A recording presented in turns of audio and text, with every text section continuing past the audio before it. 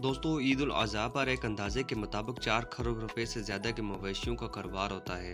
तकरीबन 23 अरब रुपए कसाई मजदूरी के तौर पर कमाते हैं। 3 अरब रुपए से ज़्यादा चारे के कारोबार वाले कमाते हैं। दुनिया में सबसे बड़ा कारोबार ईद पर होता है। नतीजा गरीबों को मजदूरी मिलती है, किसानों का चारा फरोख्त होता है, देहातियों को मवेशियों की अच्छी कीमत मिलती है। अरबों रुपए गाड़ियों में जानवर लाने ले जाने वाले कमाते हैं। बाद अज़ां गरीबों को खाने के लिए महंगा गोश्त मुफ्त में मिलता है। खाने कई सौ अरब रुपए में फरोख्त होती हैं। चमड़े की फैक्ट्री में काम करने वालों को मजीद काम मिलता है। ये सब पैसा जिसने कमाया है वो अपनी ज़रूरियात पर जब खर्च करते हैं तो न जाने कितने खरब का कारोबार दोबारा होता है। ये कुर्बानी गरीब को सिर्फ गोश्त नहीं खिलाती बल्कि आइंदा सारा साल गरीबों के रोज़गार और मजदूरी का भी बंदोबस्त होता है।